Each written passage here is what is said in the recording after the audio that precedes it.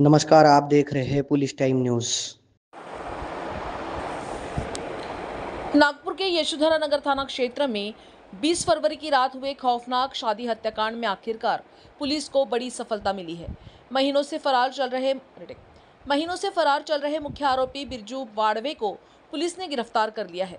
Milli जानकारी के अनुसार ये वारदात भिलगांव स्थित छत्रपति शिवाजी महाराज सांस्कृतिक भवन के सामने एक शादी समारोह के दौरान हुई थी।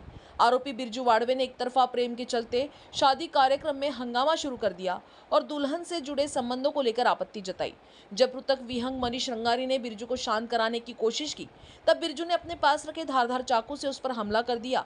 वहीं उसके साथी आर्यन लंकेश उइके ने सीमेंट का ब्लॉक उठाकर विहंग के छाती पर दे मारा। अन्य आरोपियों ने लात घुसे और गाली गलौज कर उसकी बेरहमी से पिटाई की। गंभीर रूप से घायल विहंग को मेयो अस्पताल ले जाया गया, जहां उसे मृत घोषित कर दिया गया। इस मामले में अब तक 9 आरोपी गिरफ्तार किए जा चुके हैं, जिनमें एक नाबालिग भी शामिल है। लेकिन मुख्य आरोपी बिरजू लगातार फरार था और ठिकाने बदल रहा था, जहां गुप्त सूचना और तकनीकी मदद से पुलिस ने आखिरकार बिरजू वाड़वे को गिरफ्तार कर लिया है। जांच में सामने आया कि ये सभी आरोपी एक संगठित आपराधिक गिरोह का हिस्सा थे। इसी आधार पर पुलिस ने इनके खिलाफ मकोका के तहत मामला दर्ज किया है। इस हत्याकांड ने शादी जैसे पवित्र समारोह को भी दहशतगर्दी में बदल दिया था। जहां अब मुख्य आरोपी की गिरफ्तारी के बाद परिजन और समाज को कुछ राहत जरूर मिली है। फिलहाल पुलिस आगे की जांच में जुटी है। 20 फेब्रुवारी 2025 रोजी रात्री 11:30च्या सुमारास भिलगाव येथील छत्रपती लॉन येथे वाडवे कुटुंबियांचा लग्न समारंभ होता। त्याचे जे फिर्यादी आहेत त्याच्या बहिणीचं त्या ठिकाणी लग्न होतं। त्या ठिकाणी जो आता पाहिजे असलेला आरोपी जो आहे हा त्या ठिकाणी गेला होता।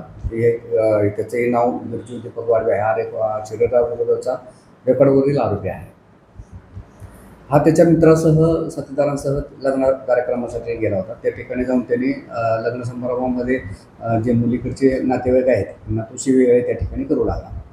शिवीगाळी करत असताना जो याच्यातील फिर्यादी आहे त्याच्या बहिणीचं लग्न होतं आणि त्याचा मित्र विहंग रंगारी हा त्याला समजावण्यासाठी गेला होता की बाबा या ठिकाणी कुठला गोंधळ घालू नको, कार्यक्रम आहे आणि निघून जाण्यासाठी त्यांनी सांगितलं। परंतु ते काय ऐकण्याच्या मनस्थितीमध्ये नव्हते। त्यांनी सर्वांनी मिळून त्या ठिकाणी रंगारी याच्यावर हल्ला करून चाकूने त्याला जखमी केलेलं होतं, गंभीर जखमी केलं होतं आणि त्याच्यात तो मयत झालेला होता।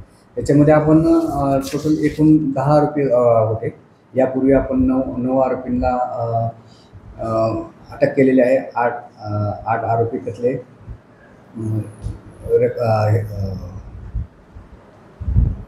अटक केलेली आणि एक त्यातला जो जुवेनाईल होता त्याला जुवेनाईल कोर्टासमोर आपण हजर केलेला आहे। हा तेव्हापासून फरारी होता। या फरारी आरोपीसाठी माननीय पोलीस उपायुक्त श्री निकेतन कदम सर आणि श्री सहाय्यक पोलीस आयुक्त श्री बंडेवार सर यांच्या मार्गदर्शनाखाली आपण पोलीस स्टेशनकडील टीम त्याच्यामध्ये हे केली होती, स्थापन केली होती। PSI कंसे, PSI राठोड, हवालदार गुप्ता, हवालदार लांजेवार कोरापे, सनी मटेल, रोहित रामटेके, रितेश दुधे, अमोल भेंडेकर, राहुल शेट्टी आणि नितेश मिश्रा, किशोर देवांगन यांना त्या टीममध्ये आपण केलं होतं।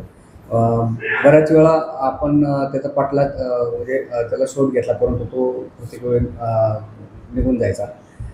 काल आम्हाला बातमीदारामार्फत माहिती मिळाली की टेकाडांमध्ये एका महिलेच्या घरी तो आलेला आहे आणि त्या ठिकाणी मी तात्काळ माननीय DCP श्री निकेतन कदम सर यांच्या आदेशाने सहाय्यक पोलीस आयुक्त श्री बंडेवार सर यांच्या मार्गदर्शनाखाली त्या ठिकाणी टीम पाठवून त्या आरोपीला आपण ताब्यामध्ये घेतलेला आहे।